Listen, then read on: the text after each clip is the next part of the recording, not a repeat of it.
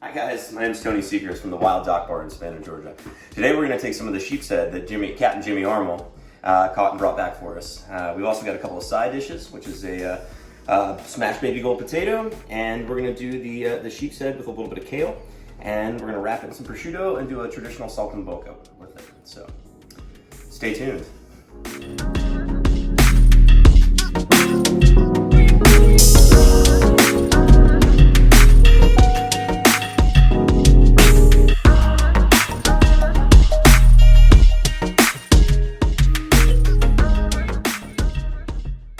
Alright guys, so we're going to start with all of the stuff that takes the longest first. So that, in this particular dish, is the potatoes. We've got cold water here, which is very important. You don't want to dump potatoes into hot water because the outside will cook too quick and the inside will stay raw.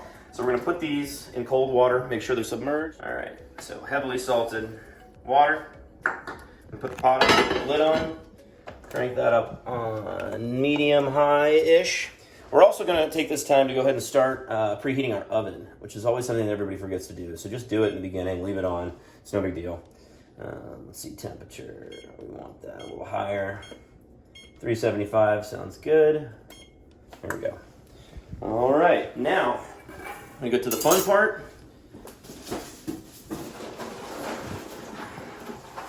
Of cleaning these sheepshead, which look beautiful. And these are whole. We're going to gut them, scale them. Or actually, for this recipe, we're going to take the skin off, which is something we don't normally do. But we'll show you how to do all of that and how to not get spiked.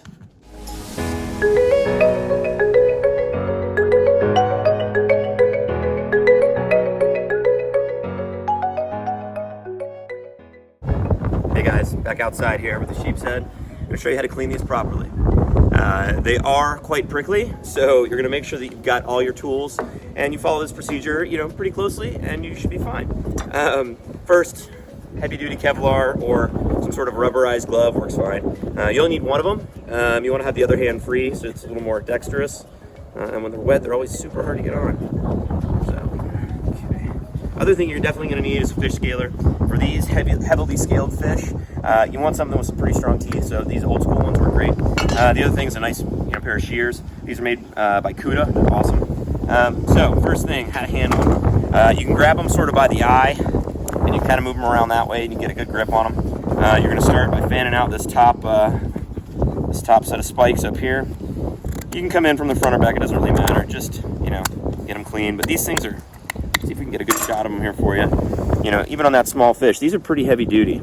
So, you get one of those stuck in your finger and, it's going to really do some damage. So, they've got another spike here on the bottom. It's pretty gnarly. Go ahead and get that one. Actually, that's probably the heaviest of all of them. Now, you want to go ahead and get the fins. This will just make it easier to clean.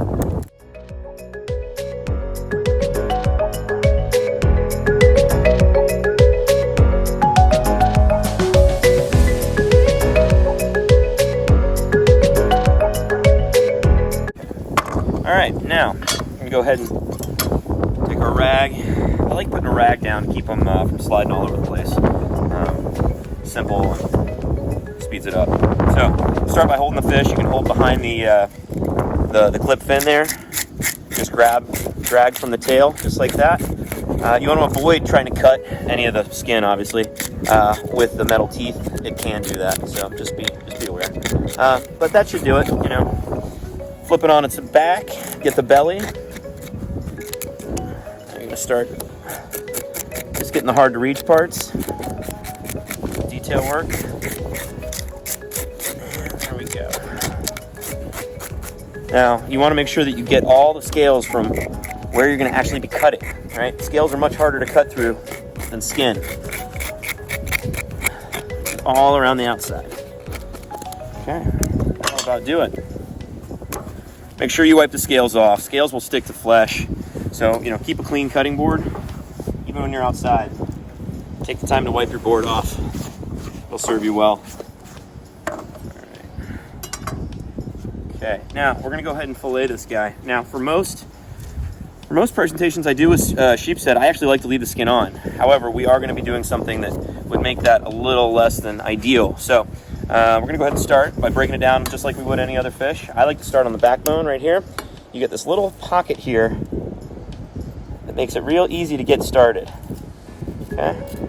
And then I like to turn my knife over and work from the inside out once I get going. Come all the way up to the head, just like that. Clean off the blade. And now we're going to scrape down the bones.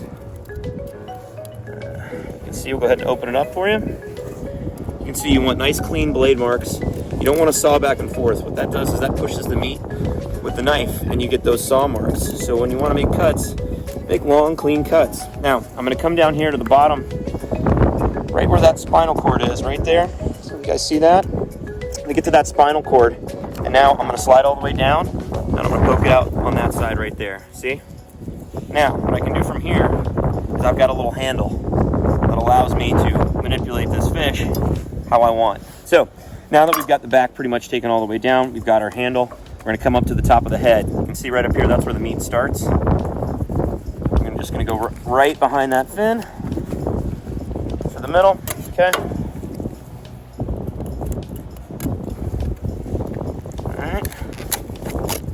Slide up the bones.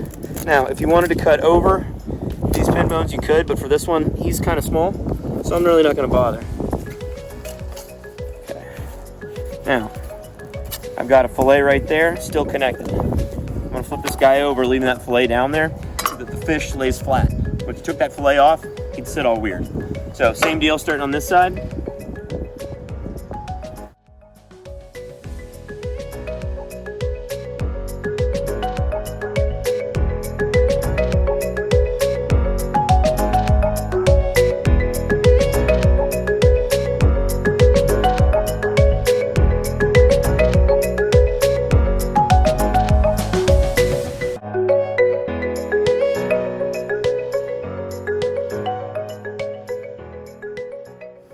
That's what we're looking at there. Now you can kind of see these fillets, guys. They're pretty fat for how big they are. So with that heavy rib cage in there, what we're gonna do, we're gonna come right behind it just like this and start our cut right there. Actually, I can take my glove off at this point. Get underneath it. Try and save as much as you can. Just cut that out just like that. Now, actually, one of my favorite snacks on some of the larger sheep's head, you take this and you just fry it as is, and it's basically like sheep's head ribs. They're pretty fantastic. It's good not to throw out any more than you need to. There should be a couple little more bones in here. We're gonna get those later, but we just start that. Now, let's talk about taking the skin off. Again, now that we've got nice cut flesh on the table, we don't want a lot of these scales hanging around, so get rid of as many of them as you can. So now we're going to start down here at the tail section.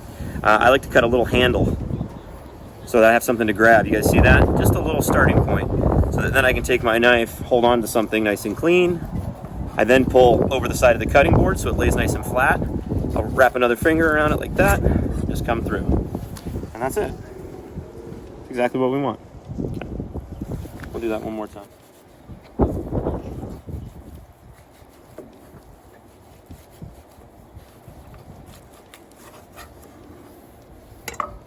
And there we go.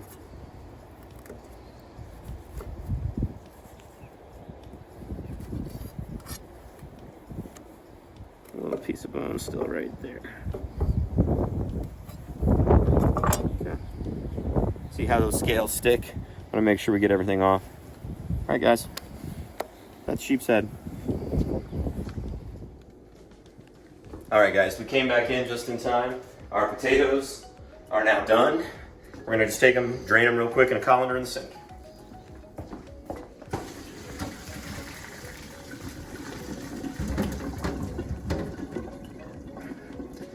All right, while we finish prepping everything else, we're gonna let those cool slightly, and then we're gonna slice them in half so we have a nice flat surface to sear.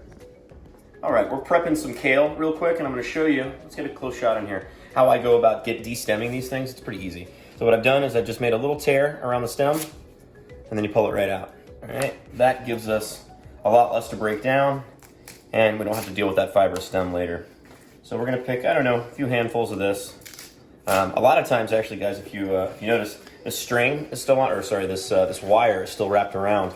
It's a little high, but what you can also do is use the wire, which saves a lot of time if you're going through a whole bunch and you're doing a lot of high volume. That's a little line cook trick. Anyway, we're not doing that much, so we don't have to worry about it. So we're gonna get maybe double that. A few more. Kale's also gonna cook down a lot, so you wanna make sure you start with more than you think you're gonna need. We're doing a 1 portion thing, so we're not gonna need that much. But if you were doing 5 or 10 people, you'd need a fair amount of this. So, you know, don't underestimate kale's power to get smaller. So we're gonna just tear this by hand into small sort of pieces about like that, right into that bowl. We want this to break down a little quicker than normal, so we're gonna use these smaller pieces to sort of incorporate with our dish. Okay.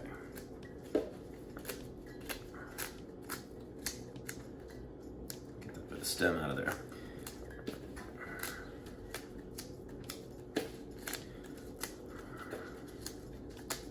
As you see, not a lot of knife work needed here. We don't have to be real specific.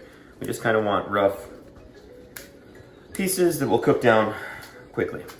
All right, there we go. Okay. Now, we've got our fillets, which I've washed and dried. Tapped them, you know, just a little bit with a towel. If there's still a little bone piece left in it, we can do our final prep work here and just trim out anything that we don't want to eat. So there's a little piece there. A little there. You could also pull that out with needle nose pliers or fishbone tweezers, but that's kind of a pain.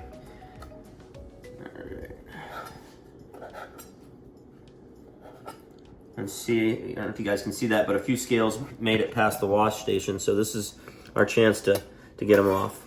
Okay.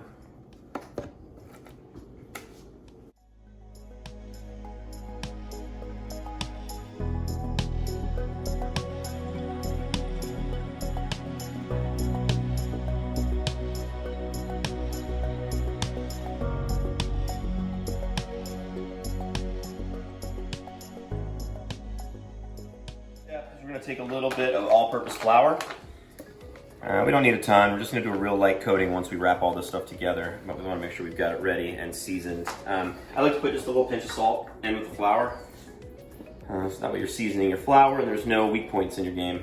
Okay, set that aside. Now, again, we're going to start with seasoning the fish. We're going to take these fillets, and since they're sort of, as you can see, they're kind of matched like that, we can take one of these fillets and layer them together if we want something a little larger, because they're a little small. And that's probably what we would do at the restaurant. So why don't we do that here? We're going to start by seasoning liberally with salt. Do it from up high so you get nice even distribution. And go ahead and flip. Making sure, again, no more scales. Same deal on this side. I use my hand as like a little deflector to make sure I get it all on the right spot. So now, flour. We're going to lightly just dredge the top of that. Sort of dry it off there. And move it to our cutting board at this point.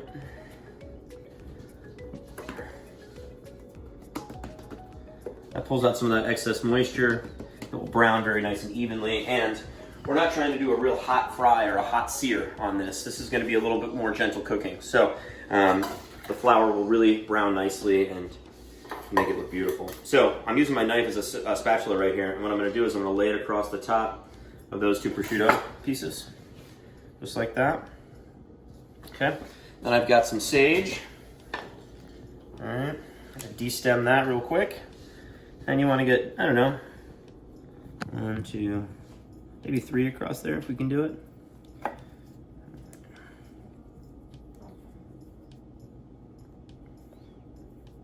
And as that sage cooks in the pan, you're going to get this beautiful perfumed sage brown butter flavor and smell. That's really, really lovely.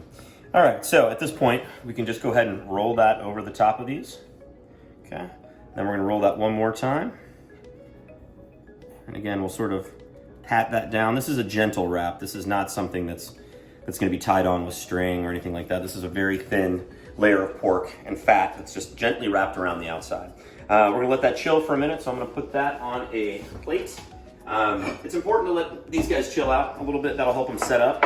I'm going to put a little piece of parchment underneath it, just so we can move these things around a little more easily. Okay. All right, so just like that, I'm going to pop that into the fridge for about, I don't know, half an hour, 45 minutes. All right, we're gonna do a little bit of knife work here. I'm gonna show you guys the basics on how a knife actually operates and functions. There's always a balance point on the knife, which is gonna be right there. This is how you wanna hold your knife. A lot of people do this, that's okay, but this is really how it's designed. When you're working up close, you're gonna use, when you're chopping garlic or something like that, you wanna use this portion of the blade. If I'm gonna cut a small object, I'm gonna make sure that it's close to my right hand, right? So I'm only gonna use that portion, okay? So I'm gonna cut these in half. So I have a nice flat surface to sear.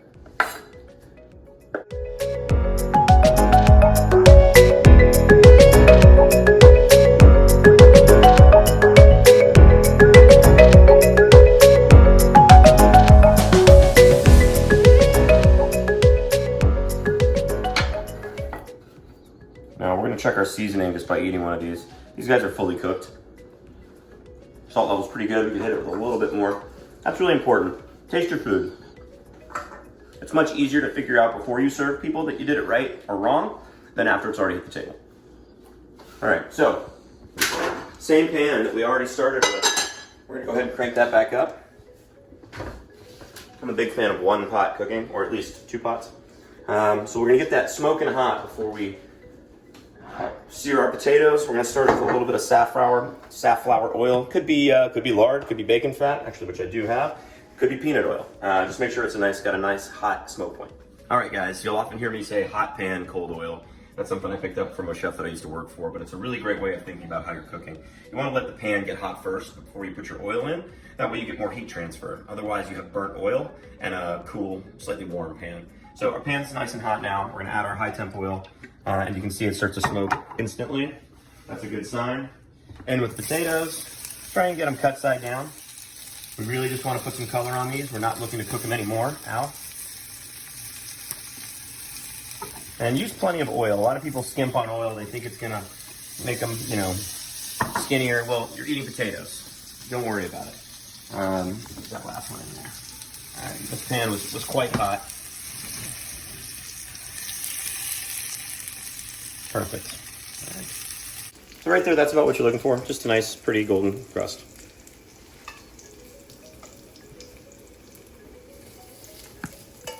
Quick trick for cleaning garlic. Whole head of garlic, this is how you should buy your garlic. The stuff that's already peeled or minced or chopped, that's a lesser quality item. So if you're not doing huge bulk stuff, go with one of these. We're gonna start, as you can see, top and bottom. I'm gonna cut the top off. So watch how my fingers are always curled in, that's so I don't cut my fingers off. Cut the top off, right? You can see this garlic's probably getting a little older than it should be. It's got the little green stem. That can be removed later. It's not a huge deal. All right, now we're gonna flip it over and we're gonna cut off the bottom. All right, so now we essentially have these pieces that are topless and bottomless.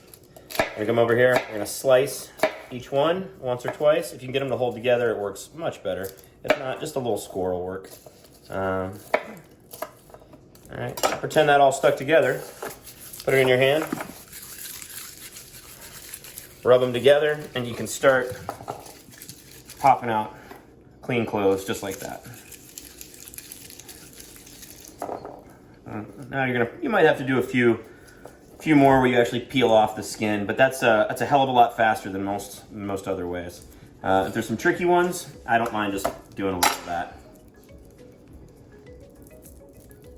There we go. He was really holding on there. Hell, you can do it with your hand if you want.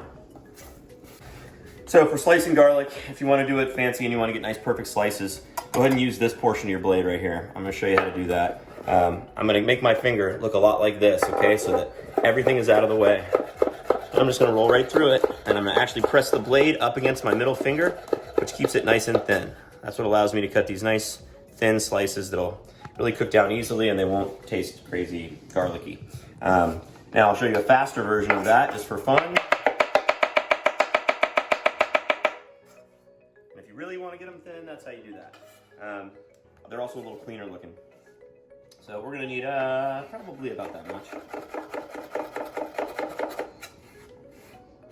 So garlic. It's gonna go into our pan right here. A little touch of oil. A little bit of butter. All right, and we're gonna bring this up slowly. I don't want this to burn instantly, especially on these electric stoves. We want it to just come up nice and easy. okay? Right. We're also gonna take some thyme and a bay leaf. And now, if we had string with us today, we would probably tie this up so that we could remove it more easily, but it's okay. We'll just kind of hope for the best and remove it later. So we're gonna put that right in the side, and we're gonna let that butter melt and toast that thyme and that garlic just like that. Hey guys, we're gonna look at this pan now and notice that the butter's starting to foam up a little bit, starting to get hot. We're gonna fry our garlic and our herbs together and just sort of scent all of the butter in the pan. All right, so just like that. Okay, next thing we're gonna do is we're gonna take our kale that we shredded a little bit earlier. We're gonna set that on the other side of the pan just to begin with, because we're gonna pull our herbs out next. We've got our little trash pan here. We're gonna just dump it right in there. Save that piece of kale. Okay. We're gonna crank it up a little bit. Medium, high. Once that gets going and rolling, we're gonna add a little bit of, this happens to be turkey stock I made from Thanksgiving.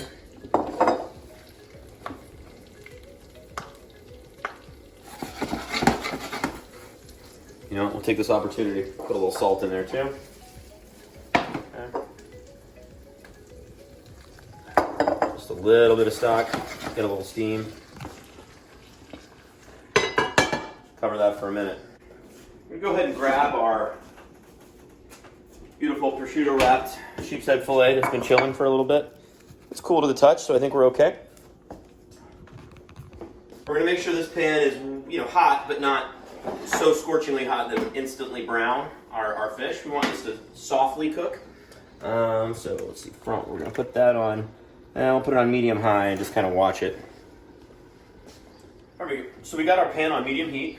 I'm gonna add a little oil. You can kind of tell when it's ready because it'll move about in the pan quicker than it will when it's cold. So that looks, you know, warm enough. This is the part we've got to be very gentle with, guys. So we're gonna take this just like that. Flip it over.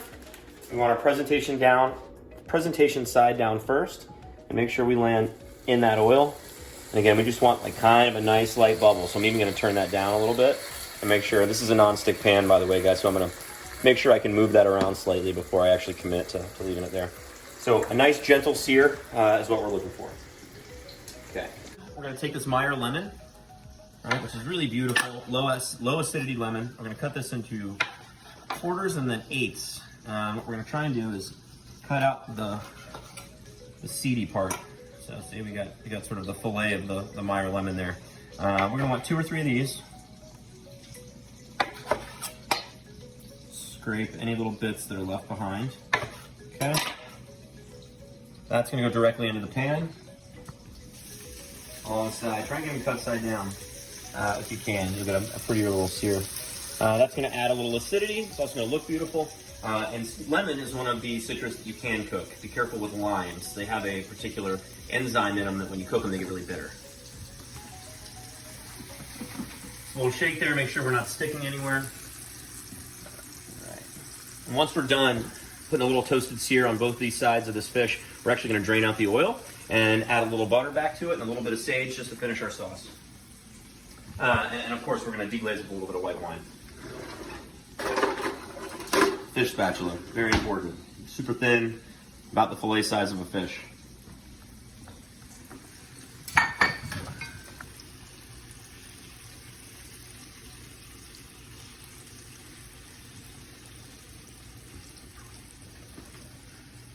So just to save on space, we're going to take some of these potatoes out of our warm pan, and we're going to go ahead and move them to this beautiful garlic butter that we got going on over here in our greens pan. At this point, you know, you guys can take your Le Creuset or whatever your heavy skillet is and go ahead and get it cleaned up. If it's a cast iron skillet, don't wash it, just wipe it out. Maybe a little tiny bit of water just to get it the last little bit clean, and then make sure it's hot again to let dry. This one's enamel covered, so we don't really have to worry about that. All right, I can hear that our fish is crackling nicely. We're starting to get some little toasted solids starting to happen in the pan. That's good. We're gonna turn that up just slightly. I'm going to start peeking here. Needs to go a little bit longer. But for this application, I don't really recommend, you know, trying to cook it as fast as you can. You want to have a nice even crust along the bottom, and if you do it with too much heat, you'll probably end up getting spots. Right, we are ready to flip here. You see, we haven't overdone it. We've just toasted that prosciutto just nicely. You don't want to cook the prosciutto too much. It'll really kind of ruin the flavor and the texture. All right, so now we're on the other side.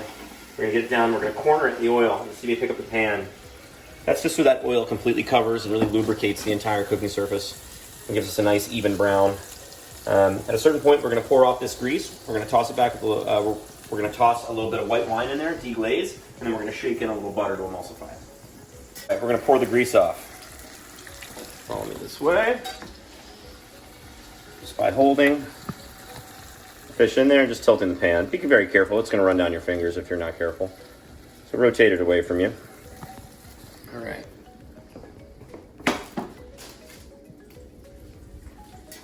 Now, we're gonna take our white wine. We want to cook this off, cook off all the alcohol. But this is what's going to leave that last little bit of moisture in there for the butter to emulsify with. All right, so we've also got a little bit of sage. It's going to go in, a little touch of garnish there. And then we're almost ready. I'm going to take about 3 cubes of butter. Give it this final smell test. Make sure there's no more alcohol coming off. You guys will really be able to smell the booze. All right, we're almost there.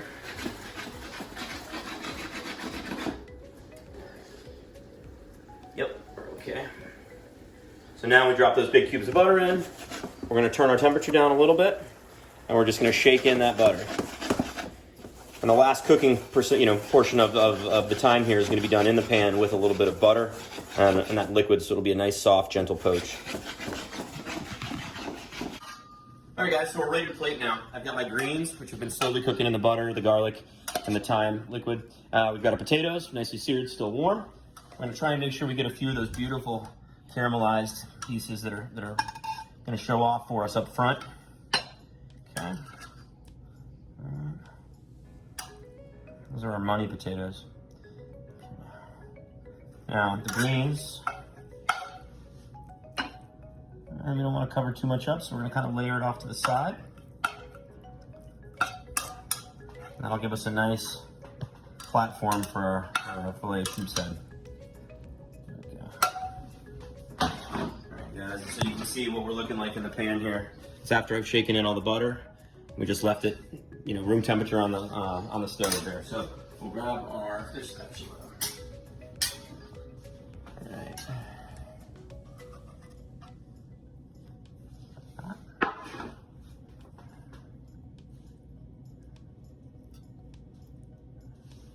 All right, guys. One last quick finish sauce. There we go.